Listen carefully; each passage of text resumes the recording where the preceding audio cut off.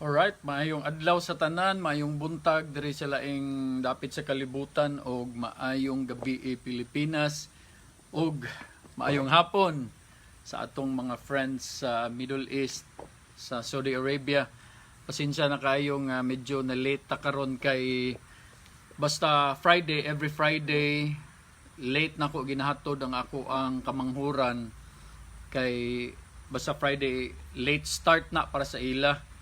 Mag-start ang ilahang klase kana ang ilang regular, so 1 hour pa after dayon ana, so gitagaan sila 1 hour mo na nga na late karon, pero sige lang ma-review ra man ni nato unya.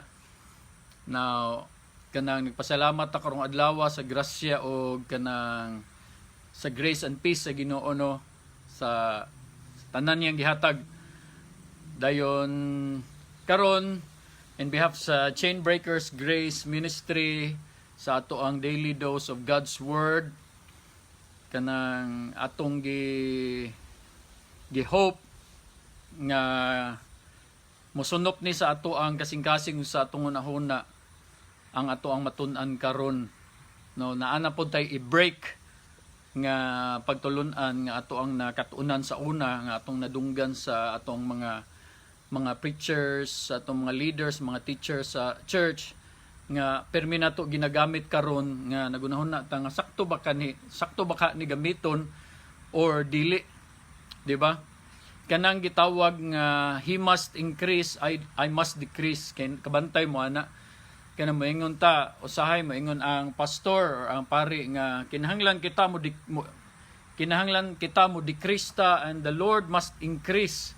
Diba, kadaghan na kay ta nakadungog ana. Of course, naana siya sa Bible. But naka-wonder ba ta nga unsa man jud kanang unsam jud meaning ana.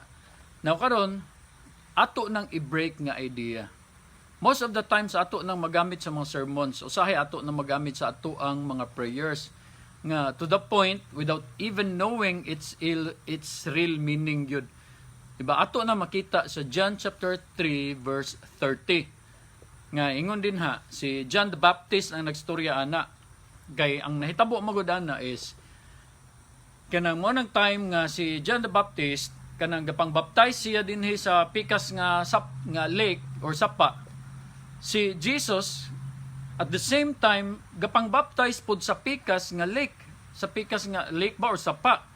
Then ang mga disipulo ni John gaingon nga master or rabbi or teacher, kanang dili ba nga si Jesus dinhi lang unta sa atoa?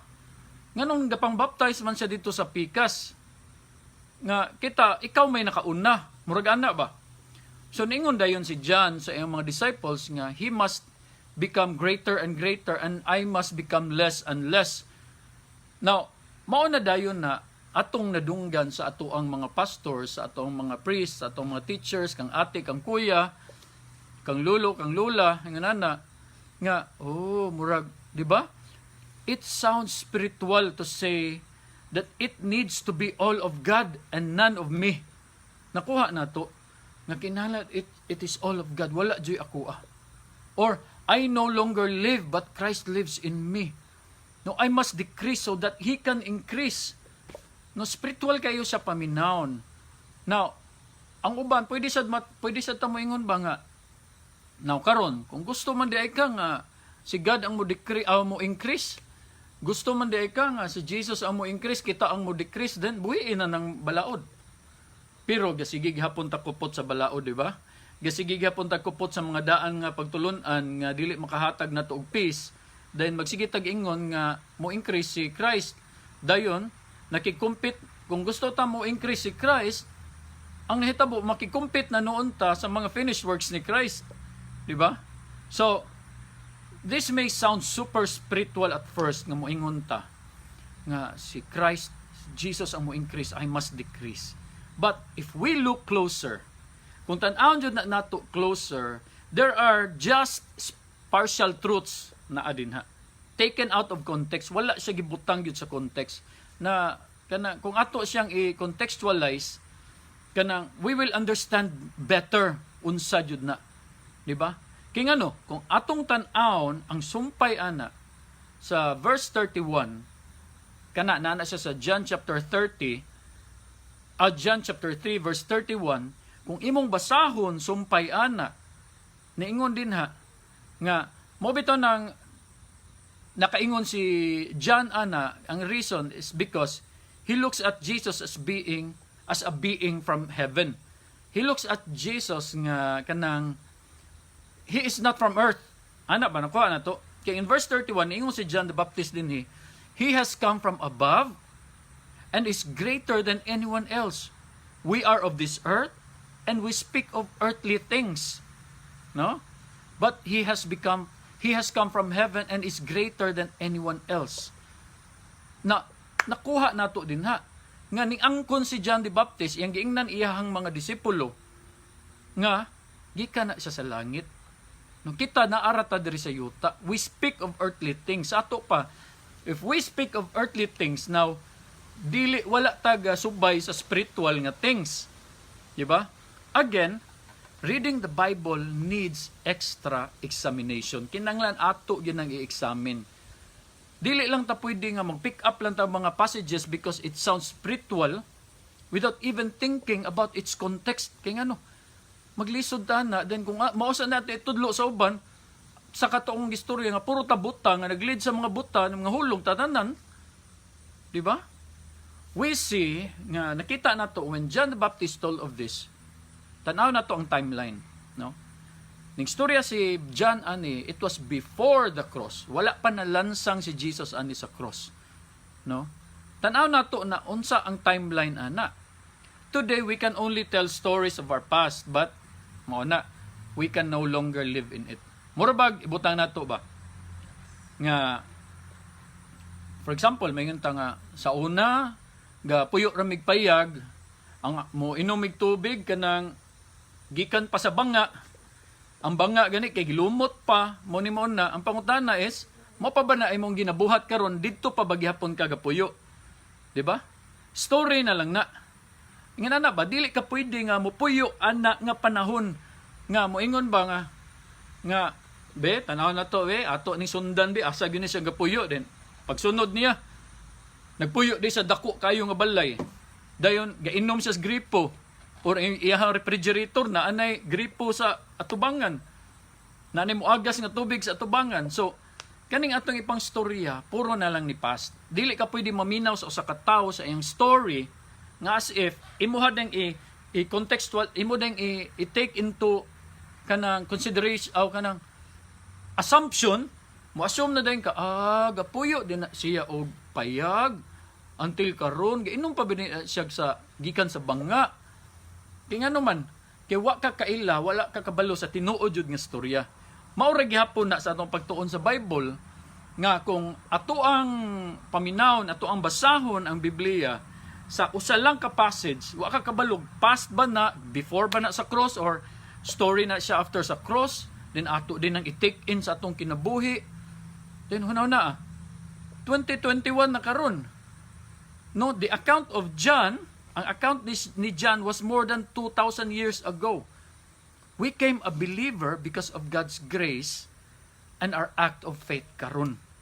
Kuno na sa una, wala pa na.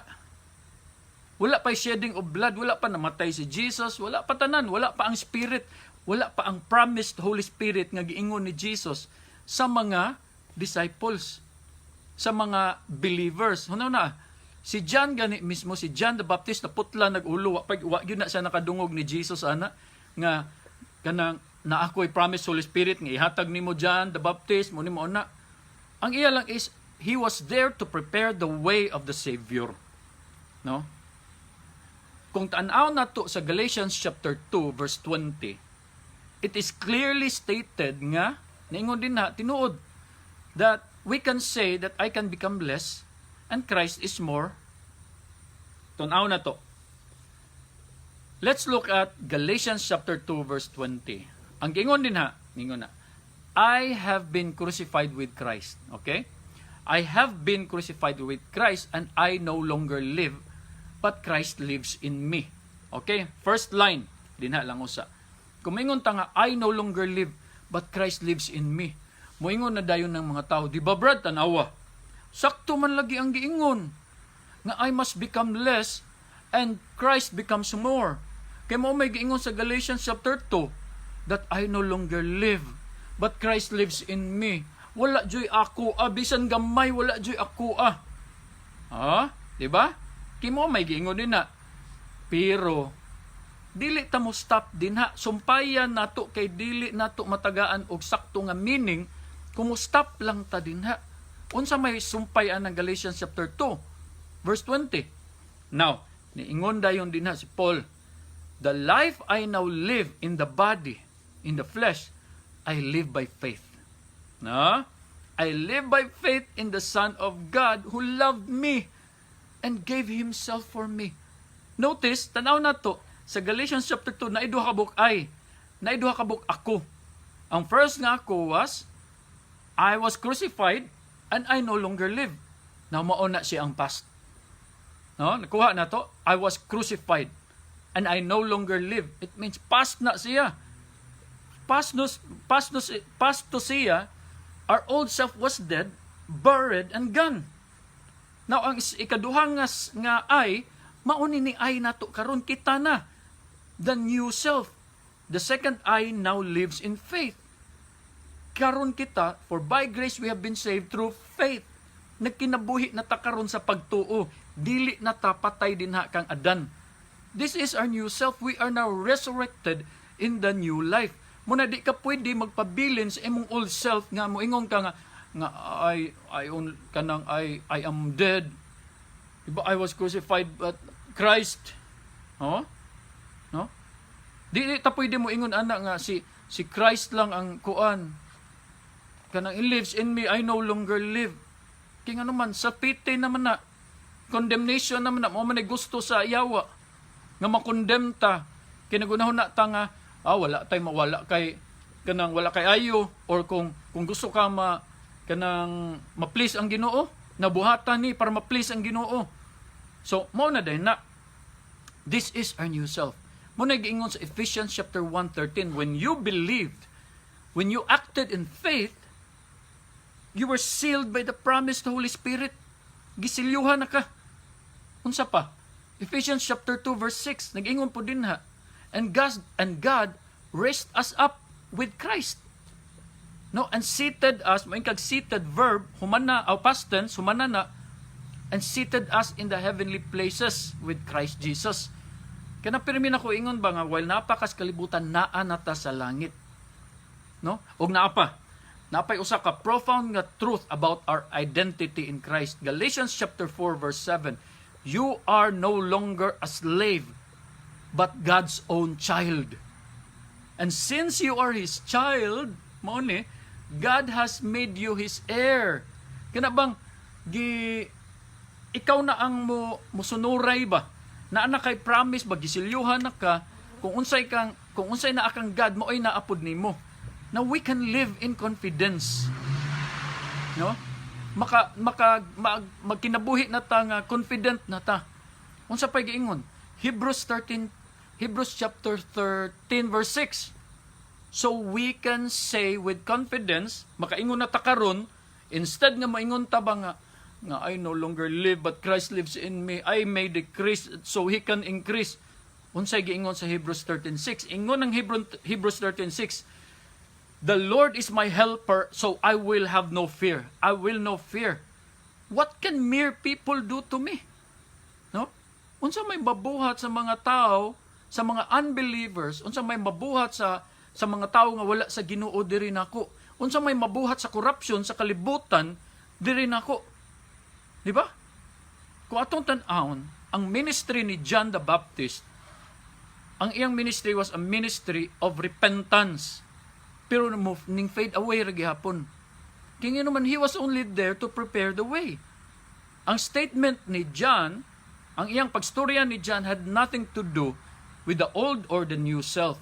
Bitaw, spiritually speaking, walay kalabutan ang iyang istorya ana. Nga di na nato pwede gamiton karon. Kaya nga naman, kay hunaw-hunaw nato that we are already raised with Christ. We become one with Him. We became, dili become. Kung wala pa ka sa Ginoo, kung imong himuon si Jesus as your Lord and Savior karon, you become one with Him. Tanaw na to ang 2 Peter chapter 1 verse 4. Ningon din na ang promise sa Ginoo. God's promises enables us to share with His divine nature. Na parihan na tag nature sa Ginoo. Gi-share na ta, dili ka pwede. Kung maingon kag I must decrease so He can increase. So storyahan ti ka igsuon. Higala.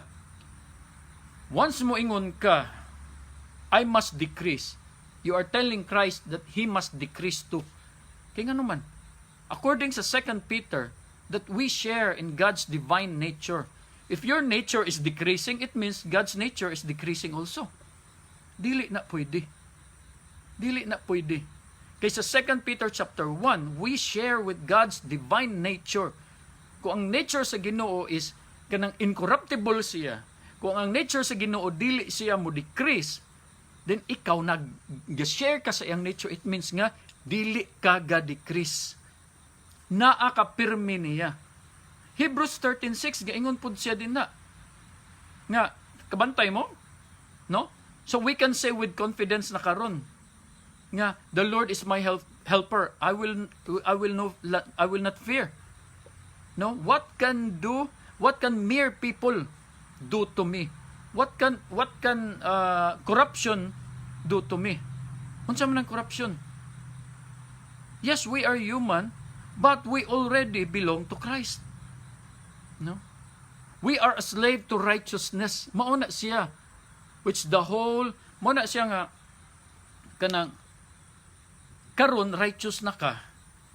Once gihimo na kag righteous sa usa ka Ginoo nga incorruptible, then once gihimo na ka sa Ginoo that never lies, dili mamakak, then once you're in, you're in. Wala ta nagstoryaan na with arrogance. Wala ta nagstoryaan na with arrogance, but God's plan of redemption wants His people back.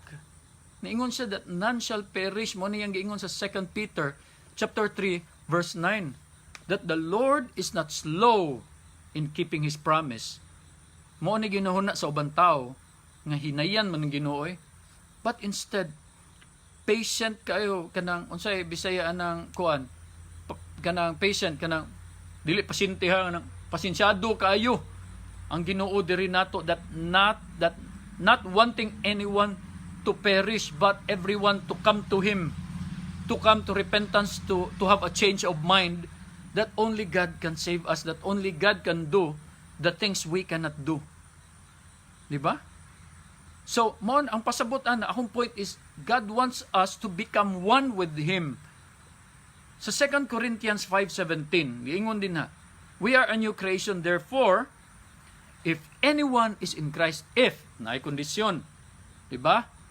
Kung kinsa tong naanak kang Jesus, kung ikaw naanak ka kang Jesus, mauni, you are a new creation.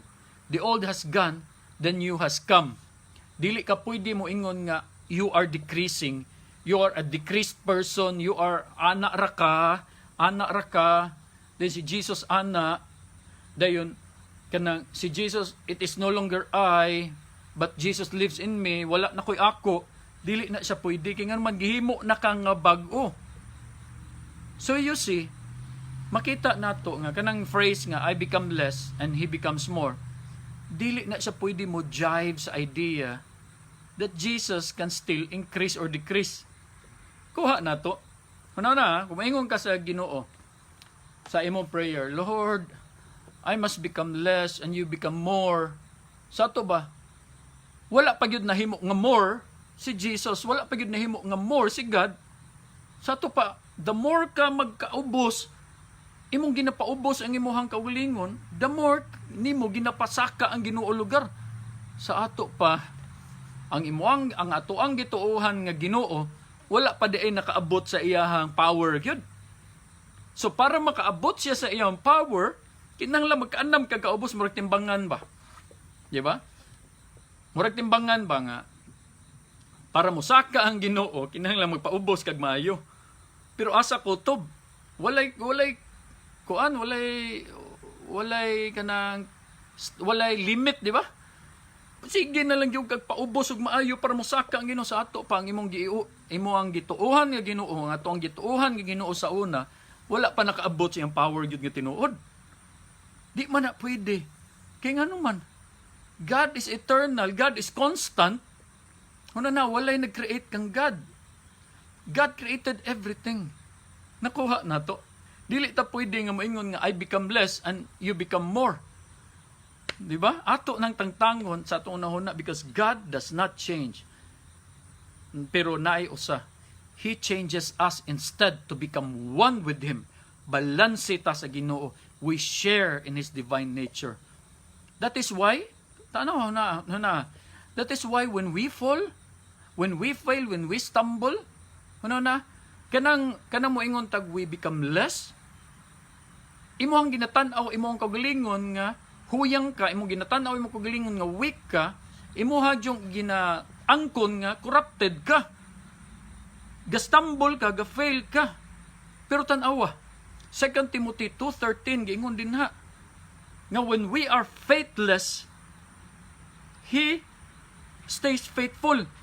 Pwede na siya manaog, iyaha kang birahon sa kanasad. No? If sin abounds, grace abounds the more. Huna-huna at dili. Huna na ha. If sin abounds, no? Grace abounds the more.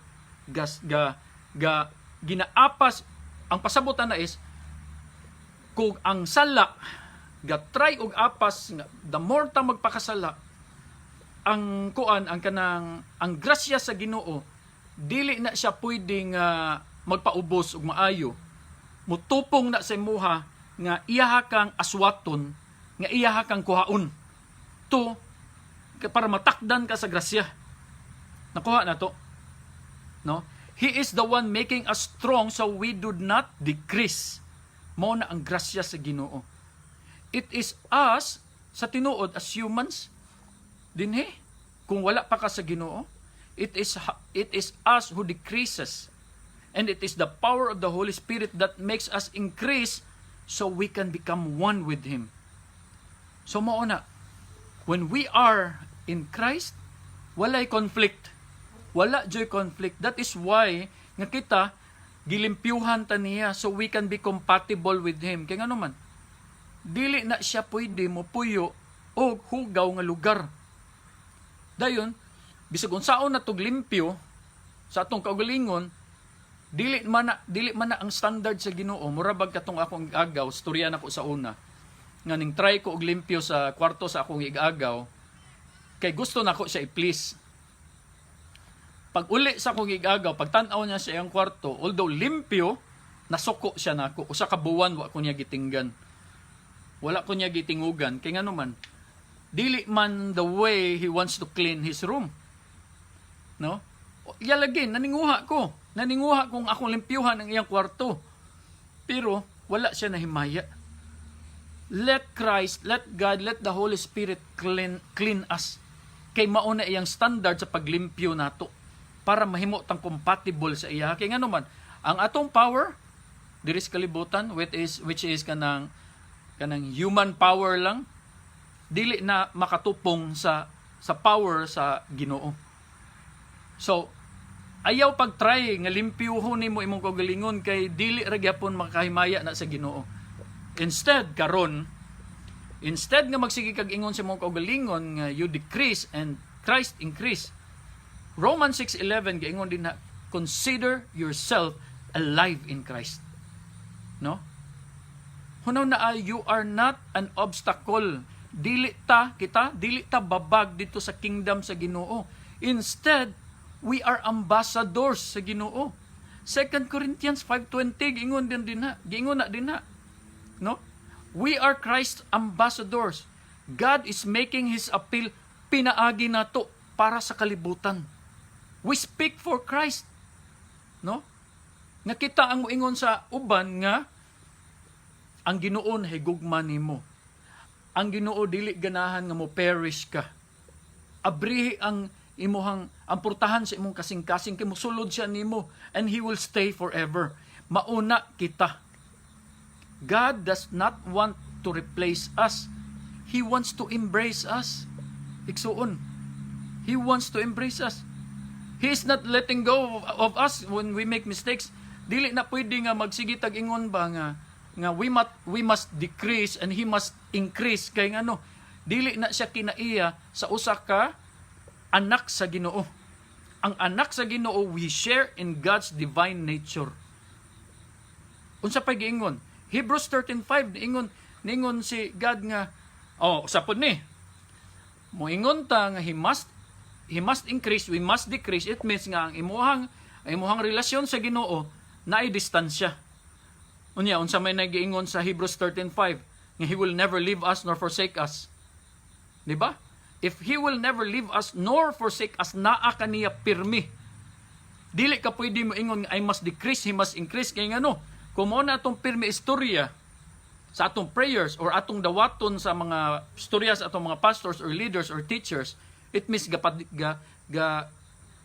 kag distansya sa Ginoo. No? Gahatag kag distansya sa Ginoo. Napay usa, John chapter 10 verse 28, gingon din na, no one can snatch us. Usapod ni. No one can snatch us from His hand. Example na lang ni. Assume na lang ni nga kita ni ang Ginoo ni. No? Ang Ginoo gakupot nato because we share because we share in God's divine nature. Huno na kung magsige kag ingon or magsige tag ampo nga I must decrease, magsige kag try og paubos para ma-decrease lang ka, di ka buhian sa Ginoo. Even your own choice, even your own kanang kumupili jud ka nga mobiya ka sa Ginoo, di ka buhian sa Ginoo. Bisag imong own choices, no one can snatch us from His hand. Kaya naman 2 Timothy 2:13, He remains faithful even if we are faithless. Asa pa? Romans 8:38, neither life nor death, no one can separate us from Him. Na, it is all of Him. Dili na siya pwede mo ingon ta. Instead nga mo ingon ta nga none of me and all of Him, instead mo ingon ta na, mao ni atong istorya. It is all of Him and all of us because we are in a beautiful union together with Christ. Nakuha nato. He raised us from the dead and He seated us, no? In the heavenly places. Mo nagiingon sa Ephesians 2:6. No, nakuha nato. Dili ta pwede nga kanang unsay tawagan na mag-self-pity ta because dili na siya mo ay kana bang dili na maoy identity nato. Atong identity sa Ginoo, it is a very healthy relationship and a very freeing truth of the gospel. Naatay union sa Ginoo. We are one with Christ. So igsoon, I hope nga natay na learn karon nga ato na nang tangtangon sa atong hunahuna nga magsigitag ampo, nga magsigitag dawat sa teaching, sa idea nga I must decrease and He must increase. Kaya nga we are only making a gap dinha sa Ginoo. And also, that was the word of John the Baptist nga dili nato pwede gamiton. That was the word of John the Baptist kay he was preparing God's way nga dili siya pwede makialam, dili siya pwede mo babag sa plano ni Jesus. No? Ang context ato, iyang gistoryahan iyang mga disciples nga mga disipulo. Kay mao man tong problema nga mao man tong account akong balikon, mao tong account nga ingon ang mga disciples ni John nga hey John, naalagi tao didto nga nagpamaptize og laing tao. Gapamaptize og mga pundok. Di ba diri man to sila nato? Then ingon din si John nga kanang sagdi lang kay ang pang-baptize dito is greater than me. He's not from earth. Si Jesus to, pasagdi lang to. No? Mo na ang pasabot ni John ana is ako gapamaptize ko sa inyo to prepare His way. Kaya nga naman ako is from earth and He is from above. No? He is more powerful than me. Nakuha na to. Mauna siya ang tinuod nga context ana. No? Niingon sa verse 31, John chapter 3:31, niingon si John din ha. He has come from above and is greater than anyone else. We are here on earth and we speak of earthly things. But he has come from heaven and is greater than anyone else. So, pasagdi lang to siya because he is the Christ. No? Wala gipaubos ni John iyang kaugalingon nga as if nga wala si ayo. Pero niingon si John nga dili nato babagan ang kalihukan sa Ginoo. Kay mas nakamao siya. Kita, we only talk about earthly things, but he talks about spiritual things. Muna igsoon, kung ikaw na anak kang Jesus karon, wala na'y makasnat sa imuha. You are one with Christ, dili ka pwede dinhi si Christ didto, di na siya pwede. Di jud na siya pwede. Muna gingon ba nga katong giingnan si Paul nga sa ato pang pakasala na lang ta. Ningon si Paul, no. Of course not. Kaya nga naman, pakasala ka, apason ka sa grasya sa Ginoo. Mao na igsuon, di ta ang tao nga naa sa grasya sa Ginoo, wala na sa iyang unahuna ang pagpakasala. Yes, makasala siya. Pero kabantay mo, kung makahimo tag mistake, kung makasala, ngano makonsensya man ka. Kay ngano man, because it is not you. Dili naman na ikaw. Kay katong wala sa Ginoo, makasala sila para sa ila ang sala okay ra. Wala ra, di na sila maka-identify unsa ang sala or unsa dili sala, normal ra na sa katong wala sa Ginoo. Or makonsensya man gani sila, but ilang tagaan og credit ang ilang kagalingon nga buutan manggug ko nga tao mo nang di ko makasala. Diba? Kuha na to. Pero ang nasa Ginoo, giingon din na sa Romans chapter 5 verse 5 nga because of God's love, iyang gipadala ang Holy Spirit to plant love sa atong kasing-kasing. Ngano man? Kaya ngano man? Ngano may gugma man ta karon? Because God loved us first. Ngano mo forgive man ta sa ubang tao? Because He forgave us first. Mo na igsuon, mayong adlaw sa tanan, kanang count yourself alive din sa Ginoo. Once you're in, you're in. Once you're in, you're in. Di kabuhian sa Ginoo. Bisag unsa pay mahitabo. Jude chapter 1 verse 24. No? God is able to catch us. God is able to kanang dili ta niya buhian ba? Kadjut lang unsa may word for word ana. Tanaw na to sa Jude chapter 1 verse 24 sa ato ang conclusion. Oh. Now all glory to God, ingon dinhi, who is able to keep you from falling away and will bring you with great joy into His glorious presence without a single fault. Maunay atong ibutang sa atong nahuna. Mo nang gasigig ingon si Paul, renew your mind, renew your mind. Kung maglisod kag renew sa imong hunahuna, ask God to renew your mind. Di ba? Because He will give us the wisdom to renew our minds. So igsoon, may adlaw sa tanan, amping mo, amping kanunay ang tanan, kanang wear mask. Wear mask kung mugawas mo, kanang ayaw mo pagsalig nga vaccinated na mo. Ako fully vaccinated ko pero sulo paghapon kong maskara kung mugawas ko. Kung wala kay tumong sa imong paggawas, then ayaw gawas, stay sa imong pamilya. Alright? Dayon social distance, kaon og healthy food, ayaw pagsige kaon og tamis kay mao nay maka-trigger sa virus. Kanang tamis ganahan ang virus ana. Ang dili ganahan sa virus is ang kanang living organism nga atong ginakaon like vegetables or mga pait nga mga pagkaon. Mamatay ang virus ana. Mga palya or unsay mga pait or kanang basta green, mga greens. Dayon kung mahimo ayaw sa sige og rice. O hilig kita mga Pinoy ana. Diba? Alright, may so mo nagingon sa Hosea chapter 6 verse 4 that my people perish because of lack of knowledge. Diba? Gitagaan tag knowledge sa Ginoo. Aron magkinabuhi ta. Mo nagingon sa 2 Peter. Basahon ako. Mo nagingon sa 2 Peter chapter 1 by His divine power, God has given us everything we need for living an abundant life. Mo na apil na ang knowledge na.